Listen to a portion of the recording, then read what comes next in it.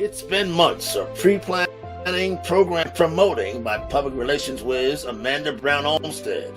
Now, Ambassador and former Atlanta Mayor Andrew Young's 90th birthday gala is here, and so too is his 35,000-word book, The Many Lives of Andrew Young, written by revered Atlanta journalist Ernie Suggs, a 25-year veteran. So I'm kind of that generation of young Black men who came out of what Andy Young did as a civil rights leader. So moving to Atlanta in 1997 to initially cover night cops and eventually start to cover race and civil rights, I was able to meet all of the great people who are still living here. Coretta Scott King and Hosea Williams and Joseph Lowry and C.T. Vivian, all these great people. And Andy Young is right up there. So I've been covering Andy Young for 25 years. So to get the opportunity to sit down with him over those 25 years, then to intensely sit down with him over the last year or so to work on this book, to talk to him, to get inside of his mind has been this great experience for me personally. Suggs is an ace reporter on race and civil rights. His book and the companion exhibit explores Andy Young's multiple lives, from preacher to politician to parent to documentary producer, among others. So I asked. It's from Maynard Eaton. What did you learn about Andy Young?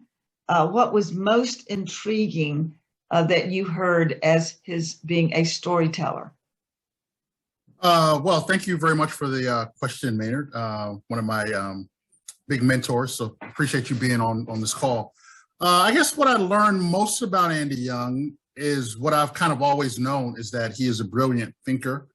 He's a great storyteller. So my sitting down with him to get his stories was amazing, in a sense that he is so clear in his thinking. He is so clear in his deliberation. His mind is still so clear about life then, or when he's 90 years old, but his mind is also very clear as to what's going on now. And it's always been very good, even as a reporter, especially as a reporter, to talk to him, and he can talk to you about any subject. The thing that perhaps intrigued me the most about him, which going into this project I knew the least about him, was his life as a minister, his life as a preacher, and how he had come to that point of this is where he wanted to go, where he kind of rejected the thought of becoming a dentist like his father, or becoming, going into medicine, going into the medical field like his father, and he decided that he wanted to go the religious route, and what that route looked like for him, how he took that route, and it was a route, and you'll see that in the book. So that was perhaps Maynard, the most intriguing part for me, was understanding his religious background, understanding his religious upbringing, and what that meant to him then. How that was even though he rejected his father's wishes to become a dentist, that religious foundation was still based on his family's traditions, that was still based on what he learned in New Orleans, growing up in New Orleans in Shotgun House. So that was perhaps made it the most fascinating and intriguing part. This reporter was most intrigued by covering Andy Young's stint as Atlanta's mayor from 1982 to 1990, and then bringing the 1996 Olympics to Atlanta. Remember, he is also a filmmaker. He's always looking for another way to communicate.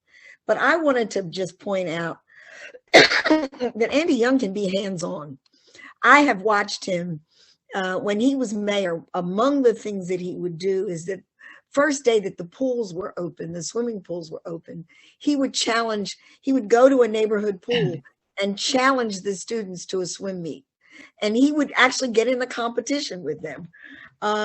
He wanted to make it clear that everyone could make a contribution, that even the mayor of Atlanta, even a former ambassador, and all the things that he's accomplished, was someone that could inspire just a young child who didn't know all of that.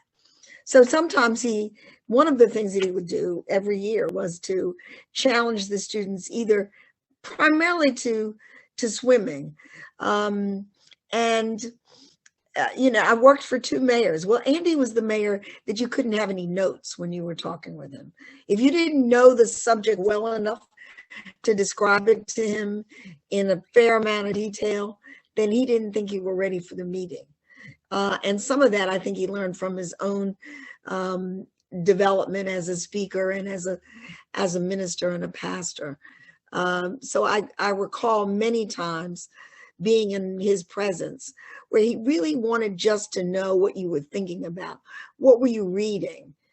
And then the one piece of advice he gave to his cabinet, which is unusual piece of advice for a mayor to give, is that he asked us to put on our schedules time for us to just think, not think about anything in particular, but to blue sky it, to imagine things, to use our creativity. It will be a 4-day celebration for the quintessential civil rights leader and Dr. Martin Luther King Jr.'s sidekick. It's entitled Peace and Reconciliation. Given the ongoing war between Russia and Ukraine, it's an opportune time to deliver that message. Andy Young has said, "I must live to be 100 because there's a lot of work yet to be done."